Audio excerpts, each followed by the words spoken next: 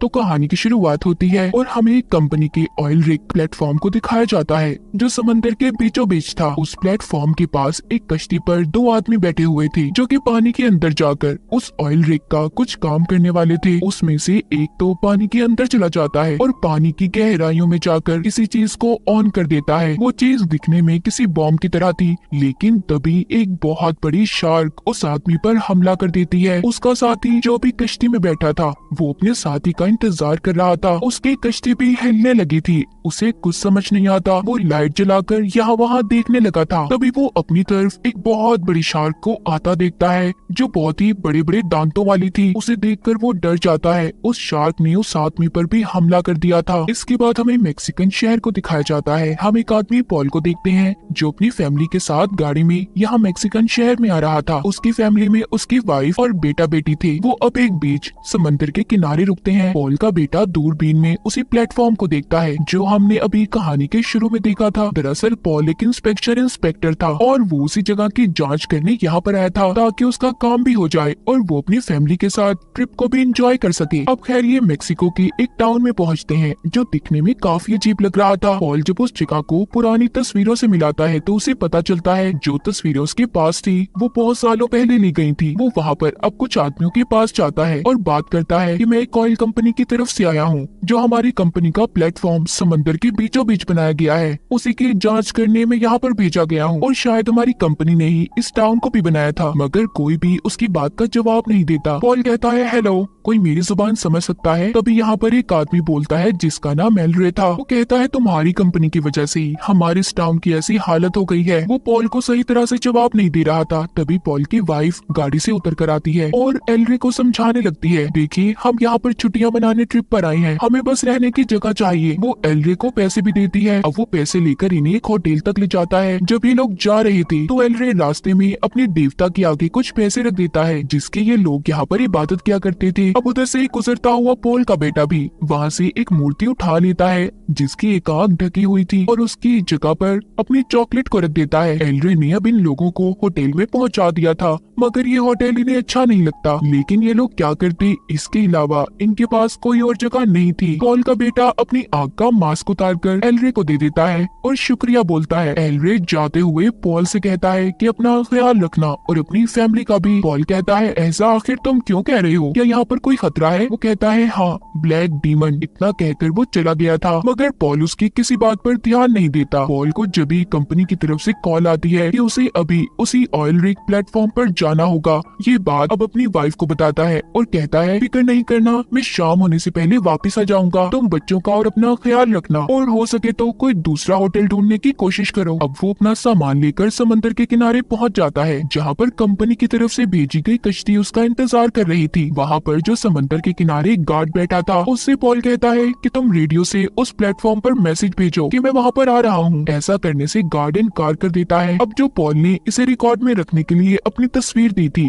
वो पॉल के जाते ही गार्ड उसे फाड़ देता है। वो ऐसा क्यों कर रहा था ये हमें आगे जाकर पता चलेगा। पॉल अब उस आदमी से मिलता है जिसने इसे कश्ती में उस प्लेटफॉर्म तक लेकर जाना था। पॉल जाते हुए उससे पूछता है इस टाउन को न जाने क्या हो गया है जो बिल्कुल बदला हुआ और वीरान लगता है। वो आदमी बताता है कि डर ने यहाँ से सबको भगा दिया है और ये डर एक बहुत बड़ी शार्क का है जिसको सब ब्लैक डीमन के नाम से जानते हैं। पॉल उस आदमी की ये कहानी सुनकर उस पर यकीन नहीं करता और मजाक उड़ाने लगता है उसकी बातों का। वो कश्ती चलाने वाला आदमी अब समंदर के बीचों बीच बंदरगाह पर कश्ती को रोक देता है और खुद वहाँ पर रुककर पॉल से कहता है इससे आगे मैं नहीं जा सकता, अब आपको अकेले यहाँ से आगे जाना होगा। उधर दूसरी तरफ पॉल की वाइफ को कुछ भी ठीक नहीं लग रहा था। उसे सब कुछ अजीब महसूस होने लगता है। पॉल की वाइफ और बच्चे जिस होटल में थे तभी होटल में बैठा एक आदमी जिसने बहुत ज्यादा शराब पी हुई थी वो आकर इन्हें तंग कर रहा और पॉल की बेटी के साथ बदतमीजी करने लगता है। ये देखकर पॉल की वाइफ उस आदमी के सर में वहाँ पर रखी हुई बोतल को मारती है और अपने बच्चों को लेकर उस होटल से भागकर बाहर आ गई थी।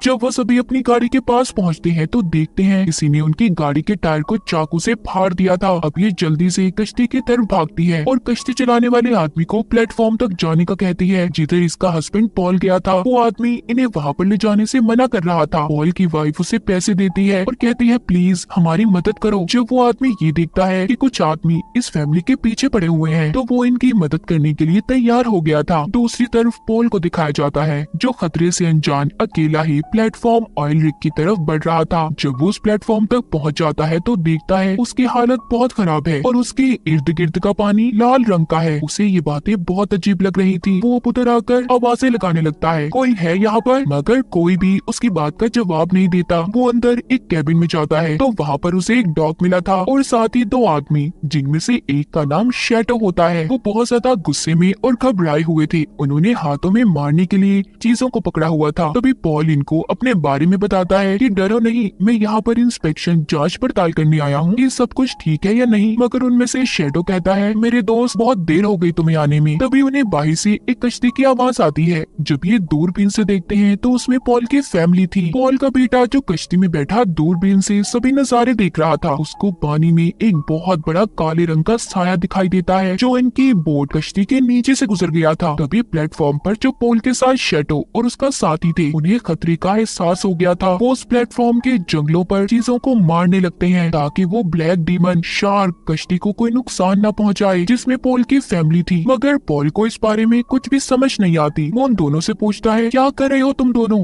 आखिर मुझे कुछ बताओगे कि क्या हो रहा है यहाँ पर। कुछ देर के बाद पॉल की फैमिली प्लेटफॉर्म तक सही सलामत पहुँच गई थी। मगर जो कश्ती वाला इन्हें यहाँ पर लाया था वो बहुत ज्यादा डरा हुआ था। वो जब जाने लगता है तो इसी दौरान पॉल की बेटी पानी में गिर जाती है क्योंकि वो कश्ती के सहारे खड़ी थी। पॉल की बेटी पानी में बहुत कुछ अजीब देखती है जहाँ पर उसे इंसानों के जिस्म के कटे हुए हिस्से नजर आते हैं। तभी वो ब्लैक डीमन जो असल में बहुत बड़ी शार्क थी वो उस पर हमला करने आ रही थी। लेकिन इससे पहले ही पॉल की बेटी को सभी ने बचाकर बाहर निकाल लिया था। अब पॉल और उसकी वाइफ उन दोनों आदमियों से पूछते हैं कि आखिर ये सब क्या हो रहा है। उनमें से शैडो अपनी दूरबीन को निकालकर पॉल की वाइफ को देता है जिसमें वो देखती है कि जो कश्ती उन्हें यहाँ पर छोड़ने आई थी उसके पास एक बहुत बड़ी शार्क आती है जिसने कश्ती चलाने वाले आदमी के साथ साथ कश्ती को भी निगल लिया था। ये नजारा देखकर वो बहुत ज्यादा डर गई थी। शैडो बताता है कि यहाँ पर जो एक दफा आ गया वो दोबारा फिर वापस नहीं जा सकता और ना ही यहाँ से कोई किसी से राब्ता कर सकता है। जो भी वापस जाने की कोशिश करेगा तो वो ब्लैक डीमन यानी कि बड़ी सी शार्क उस इंसान को एक झटके में खा जाएगी। और इसीलिए मैं और मेरा साथी यहाँ पर रह रहे हैं क्योंकि अगर हम रेडियो से किसी से राब्ता भी करते हैं तो कोई हमारा जवाब नहीं देता, कोई भी यहाँ पर आने के लिए तैयार नहीं है। और मैं तो हैरान हूँ कि तुम लोग यहाँ पर कैसे आ गए। पॉल को अभी भी किसी बात पर यकीन नहीं हो रहा था। वो अब उन दोनों के साथ प्लेटफॉर्म को चेक करने लगता है जिससे उसे पता चला था कि यहाँ की कोई भी चीज सही तरीके से काम नहीं कर रही। शैडो और उसका साथी पॉल को बताते हैं कि शार्क के अटैक हमले की वजह से इसकी हर चीज खराब हो चुकी है। उसका जब दिल चाहता है हमला कर देती है और इसी बारे में कंपनी को भी पता है कि यहाँ पर कुछ भी ठीक नहीं है, मगर वो इसकी हालत सुधारने की कोशिश नहीं करती। पॉल अब इन दोनों के साथ उस प्लेटफॉर्म को सबसे पहले फिक्स करने का कहता है जिसके लिए इन्हें पानी के अंदर जाना होगा। मगर ये आइडिया पॉल की वाइफ को बिल्कुल पसंद नहीं आता। वो शैडो से पूछती है कि आखिर वो शार्क यहाँ पर ही क्यों आती है और इधर ही आने वाले लोगों को क्यों मार रही है। वो आदमी बताता है कि ये लोकेशन हमारी कंपनी के लिए बहुत अच्छी थी मगर पानी की इतनी गहराई में